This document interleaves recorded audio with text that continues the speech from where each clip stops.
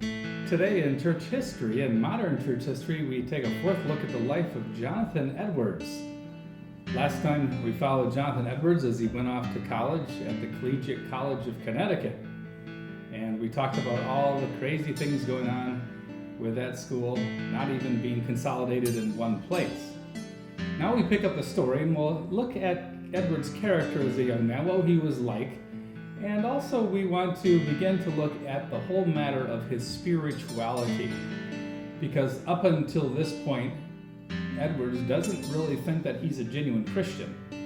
And it's going to be when he is 19 years old that he goes through really a transformative conversion experience. And he undergoes also a theological revolution. And at that moment, he thinks he becomes a genuine Christian. So we're going to look at the story of the young Edwards, and it'll culminate in his writings about his own spiritual experiences. And that's what's striking about Edwards. I think one reason why Edwards is valuable today, it's true, of course, he's a founding father of evangelical Calvinism. It's true that he is a great and profound thinker. It's true that there are a lot of things in his theology to recommend him, and also as a preacher, he's a model for ministers of careful exegesis of the scriptures. But I think it is, to us in the 21st century, Edwards' spirituality that stands out. Not only did he have intense spiritual experiences, but he could write about them with a precision and in a very poetic way that is striking. Now, there are a couple of events during Edwards' time as a student that stand out to us. They kind of give us a little window into his character and into the assumptions under which he and his contemporaries operated. Remember, I've told you before that we need to look at Edwards as very much a British subject. And as a British subject, he had all kinds of ideas about hierarchy and authority and respect. Well, one incident is sort of an unfortunate one. What happened is that his uncle decided that his son, who was Edwards' cousin, was immature, and therefore when he went off to college, he should room at New Haven with Jonathan. And so Jonathan is like the older cousin, kind of watching out for the younger cousin who has come to college probably just to party. Well, what happens is that this cousin, whose name is Elisha, ended up rooming with Edwards, and therefore, according to college tradition, and this is the kind of tradition that went back to Cambridge and to Oxford in England, if you were a younger student, a new student, you needed to do all kinds of menial tasks for a senior student. So Elisha ends up having to do this for Jonathan. Well, Jonathan would be studying hard, and at least 10 times a day, if he would get thirsty for some apple cider, he'd tell Elisha, "Go get me some apple cider." And Elisha would have to stop what he's doing and go to the basement, get some apple cider, and bring it up to his older cousin. Well, one day, Elisha was in the room, and he was playing with some classmates in the room, and Edwards got thirsty, and so he said, "Could you get me some apple cider?" And Elisha acted like he didn't hear. And Edwards, ever a person who is, for order and for what's appropriate and, sort of defending a proper hierarchical understanding of authority, confronts his cousin, and his cousin admits, well, he's sick of it. While he's playing a game, he doesn't want to, obey a senior and go do a menial task like this. And Edwards is aghast. Now that's, of course, what strikes us, is that Edwards is like, he can't hardly believe this. He writes his dad and tells him, he's never heard of something like this ever happening before at college. There's a clear sense of, the older students had sort of, status on the younger students. And then Edwards even tells his dad that it's not like he tells Elisha, his cousin, to do as many menial tasks as most of the other seniors make other new students do. And so he clearly viewed this as a defect in the character of Elisha, his cousin. Now, Edwards clearly doesn't come across someone as someone who fit in with the rest of the students there, who, as a rule, were quite wild and rambunctious. For example, there's another incident where we see that Edwards he's the super mature student who is not going to cause waves. In contrast, there's the rest of the students. They had to eat in the commons at the college, and of course, food is very important for teenagers. Well, these teenagers decided that the food being served them in the college commons was not adequate, and so they decided they're going to rebel. And so one day the cook actually prepared the food for all the 50 students, and no one shows up except for, I think, Jonathan probably. And then the students let it be known that they're not going to come and eat there and pay until things get improved. Now, Edwards is quite different from the rest of the kids. He says to his dad in a letter, he says, "The commons sometimes have not been sufficient as to quality, yet I think there's been very little occasion for such an insurrection as this." So one clearly gets the sense that he's not the popular man on campus. Now, there were a lot crazier things happening on campus too, because Edwards has to write about what is going on to his dad in addition to this. He says, "Some monstrous impieties and acts of immorality lately committed in the college, particularly stealing of hams, geese, turkeys, pigs, meat, wood, etc., unseasonable night walking, breaking people's windows, playing cards, cursing, swearing, and damning, using all manner of ill language, which never were at such a pitch of the college as they now are."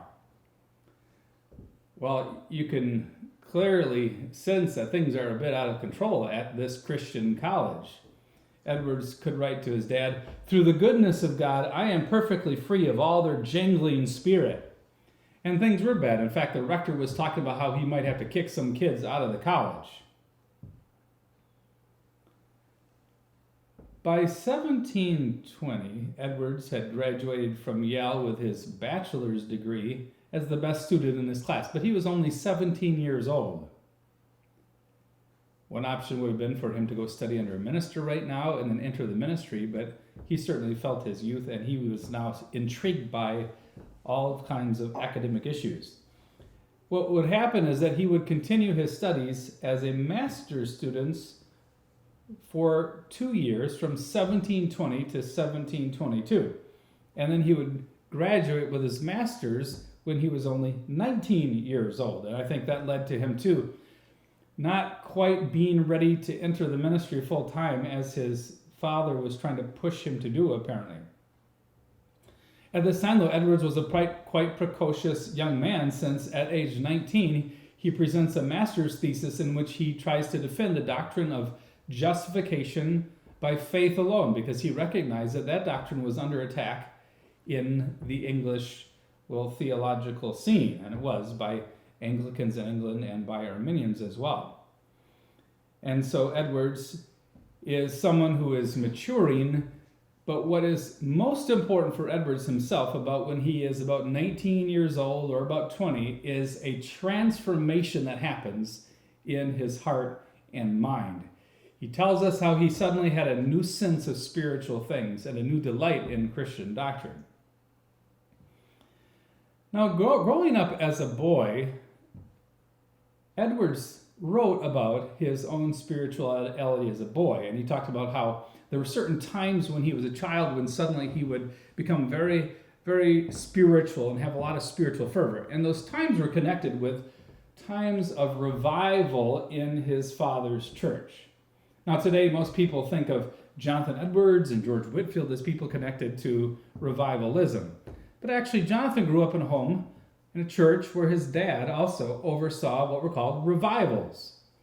These were times of heightened emotional experience on the part of adults in the church especially. But Edwards tells us that when he was a boy, he and his friends, for example, would go in the woods and they would build a little hut. And then they would go there and they'd talk about spiritual things, or Edwards would go by himself alone into the woods to pray.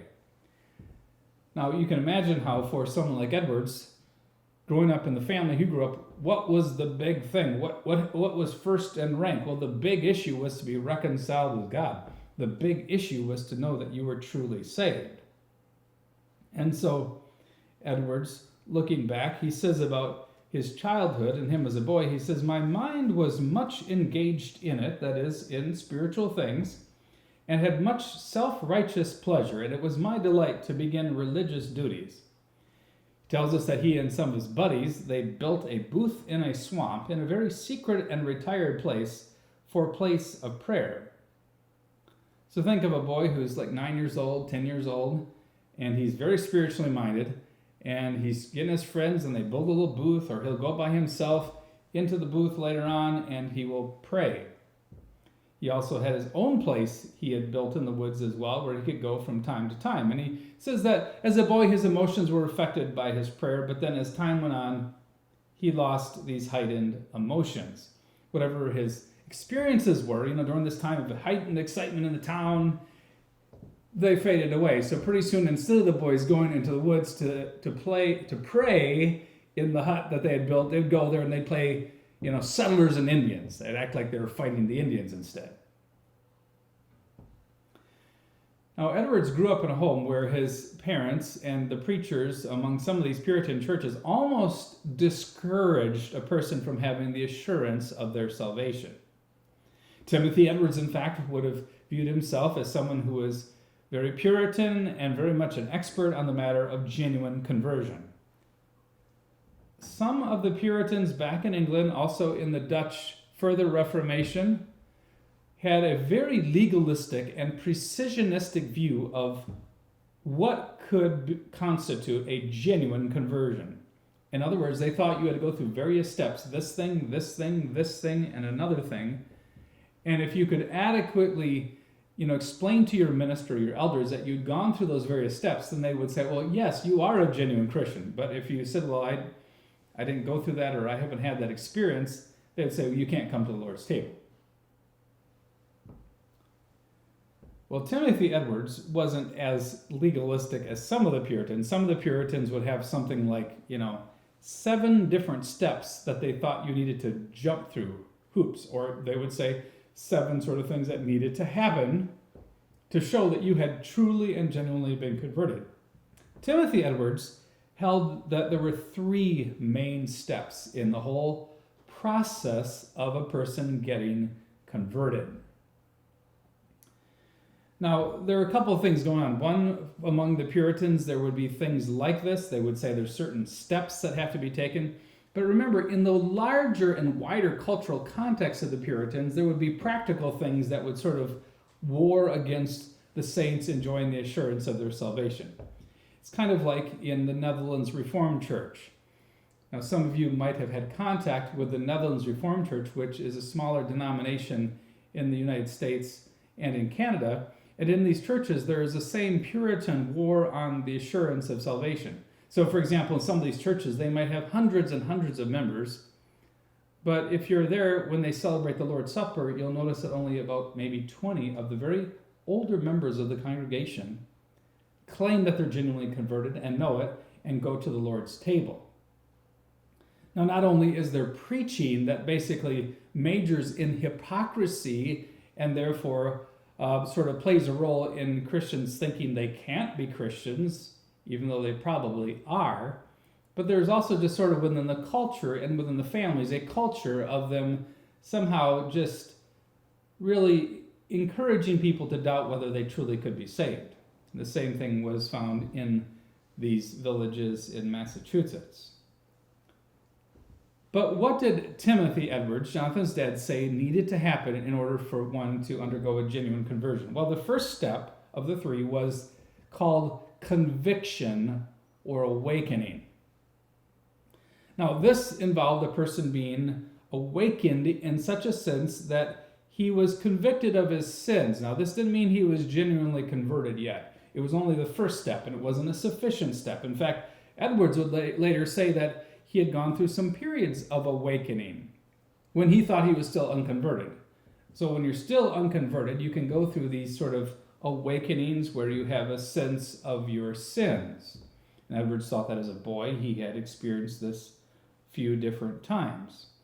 Timothy Edwards said this involved a deep sense of one's sinfulness and the judgment that one deserved. And the idea was partly that you were to work at this, kind of like in the Netherlands Reformed churches too. In those congregations, they sort of have this view that you need to really work on understanding the gravity of your sinfulness. This is something you need to do. The second step that Timothy Edwards taught was necessary was humiliation. Sometimes he talked about this as experiencing terrors. So the danger would be is that you had the first step, this idea of conviction or an awakening, but after a time, it wouldn't impress you anymore, and you go on and sin, and you would backslide, and then you'd have to come to realize again how great your sins were and how much you were under the judgment of God. And so this time of humiliation really called for a time of terror where you would fear the fact that as a sinner you were going to fall into the hands of an angry God.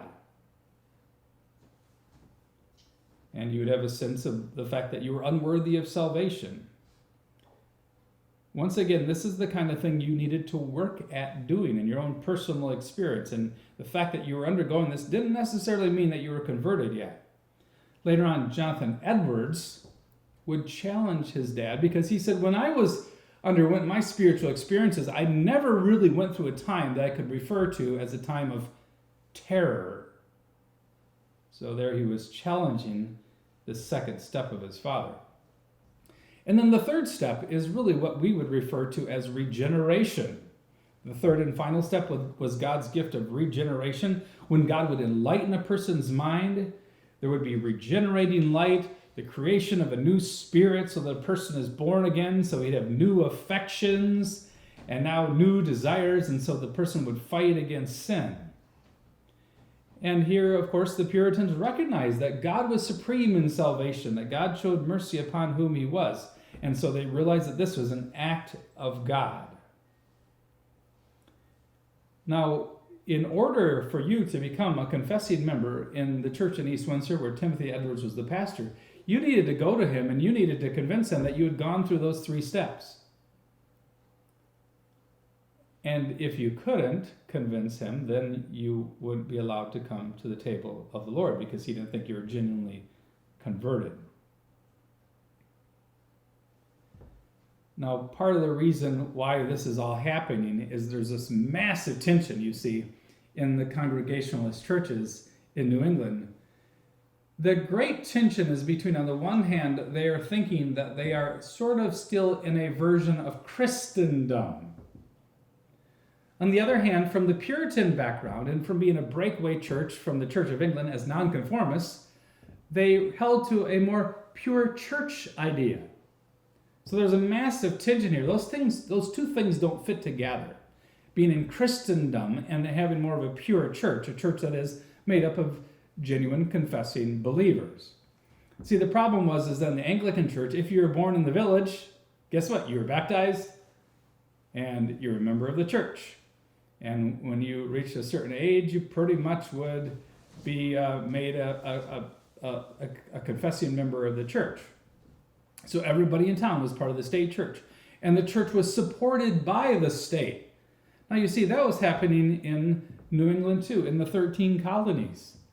You had churches that were being supported by the state, and the people were convinced that, for example, the magistrates in the city of Northampton should be supporting true and genuine religion, that is, the Congregationalist churches. And so there was this sense of Christendom. Now remember, back in Europe, Protestants had been persecuted, had all kinds of problems because of this. For example, the Roman Catholic kings in France had revoked the rights of the Huguenots and had persecuted them and murdered them and thought they had the right to enforce the true church, which they thought was Roman Catholicism. And also in the Church of England once again. The Church of England had as its head or governor the King or Queen of England, and they had persecuted the nonconformist Puritans. And yet, for many of the Puritans of this age, they just sort of buy into this idea that the state should be in sync with the church and even support the true church.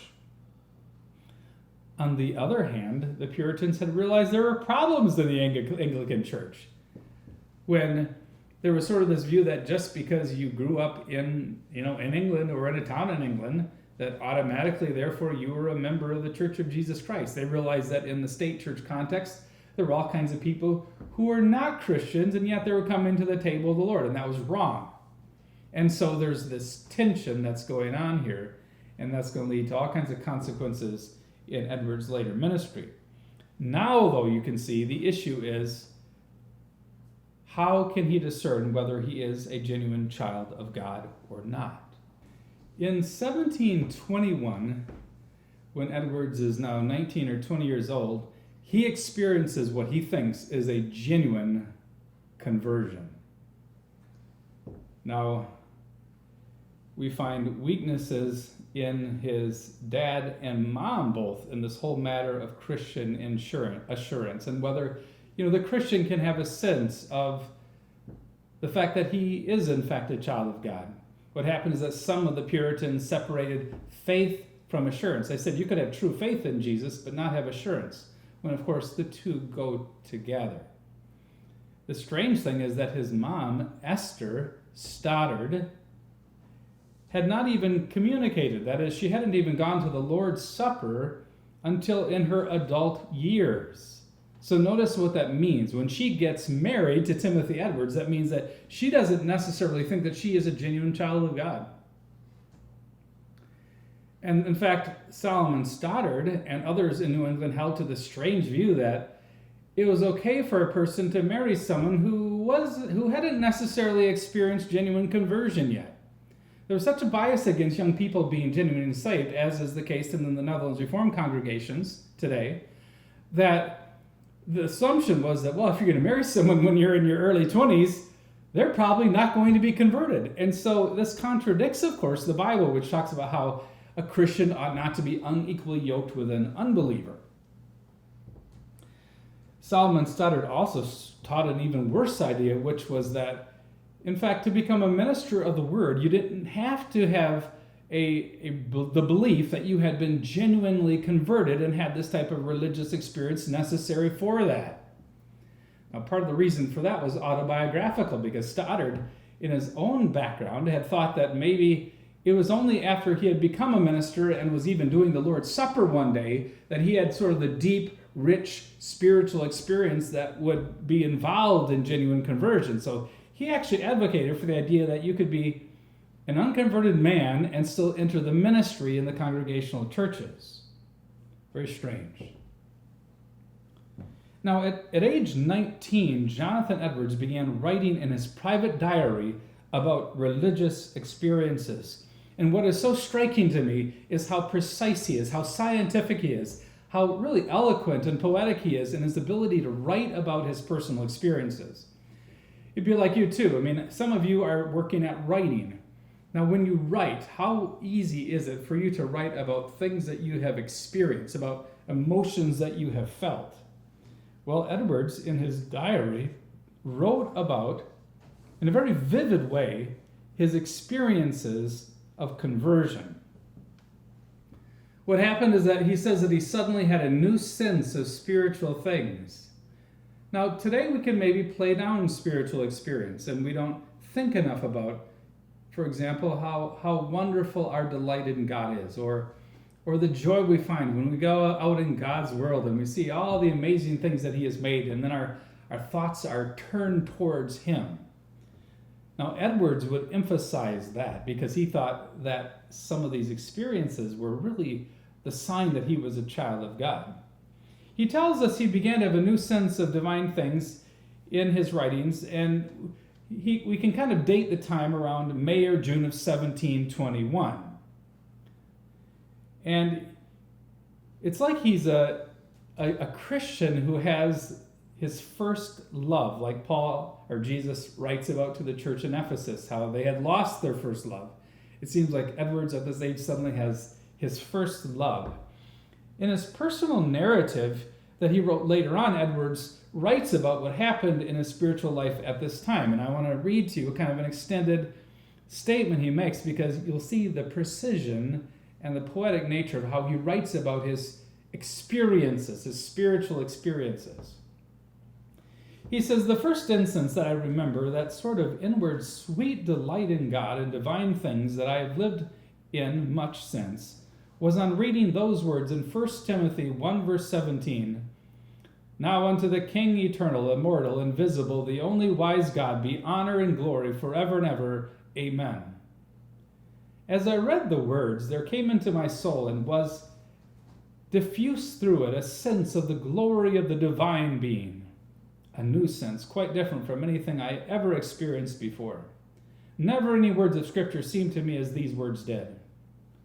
thought within myself how excellent a being that was, and how happy I should be if I might enjoy that God and be wrapped up in him in heaven, be as it were swallowed up in him forever.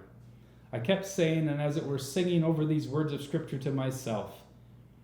And when to pray to God that I might enjoy him, and prayed in a manner quite different from what I used to do, with a new sort of affection. But it never came into my thought that there was anything spiritual or the saving nature in this. So notice what happens. He's meditating on that passage in Timothy in which the Apostle Paul is stating a doxology about the greatness and the glory of the King eternal. And all of a sudden he says, I have this spiritual experience, this new sense of the majesty of God, he says. And I had this sense of divine things that I hadn't had this strongly before. And when I prayed to God, I had a greater sense of his glory and majesty. But the funniest thing is that at the time he says, I didn't really think it was a sign that I had undergone a big spiritual change. Well, looking back, he says, I can kind of trace to there this deeper religious spiritual experience. So he kind of thinks, well, maybe that's when I was converted, actually. He wrote about how at this time and onward, he had a new special delight in the work of Christ. Of course, every child of God, right, delights in what Jesus has done. He says, from about that time, I began to have a new kind of apprehension and idea of Christ and the work of redemption and the glorious way of salvation by him. And inward sweet sense of these things at times came into my heart. My soul was led away in pleasant views and contemplations of them, and my mind was greatly engaged to spend my time reading and meditating on Christ, on the beauty and excellency of his person, and the lovely way of salvation by free grace in him. I found no book so delightful to me as those that treated of these subjects. Those words in Canticles 2 verse 1, that is the Song of Solomon 2 verse 1, used to be abundantly with me. I am the rose of Sharon and the lily of the valleys. The words seem to me sweetly to represent the loveliness and beauty of Jesus Christ. The whole book of Canticles used to be pleasant to me, and I used to be much in reading it about that time, and found from time to time an inward sweetness that would carry me away in my contemplations. The sense I had of divine things would often of a sudden kindle up, as it were, a sweet burning in my heart, an ardor of soul that I know not how to express. So yes, he does come across as a young man who has his first love for Christ. He loves reading the Song of Solomon, which celebrates the love between Christ and his bride. And you can see that he has certainly a more mature sense of the glory and beauty of Jesus. He often loved, in fact, in his writings later on, to talk about the excellency of Christ. And he's saying, well, now for the first time I began to really appreciate the excellency and the loveliness of Jesus. Another thing I like is that Edwards, he loved to walk around in the creation. It was an encouragement to him. Now, there's some of his contemporaries who almost were scared and frightened of nature. For example, David Brainerd had to wander all across all kinds of wild areas, through the mountains, climbing the mountains in New England, wandering through forests, afraid of getting lost, and all kinds of different dangers. And he never wrote one positive word describing the beauty of nature. Edwards, on the other hand, he loved to be out in God's world.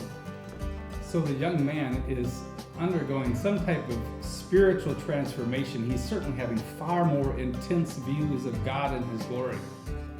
And we'll talk a little bit more about his love for nature and his delight in the creation. He's going to be someone too who's very interested in doing some scientific writings, but especially when he looks at creation and he walks around in God's world, it turns him to praise. He's not even scared of thunder anymore, he tells us.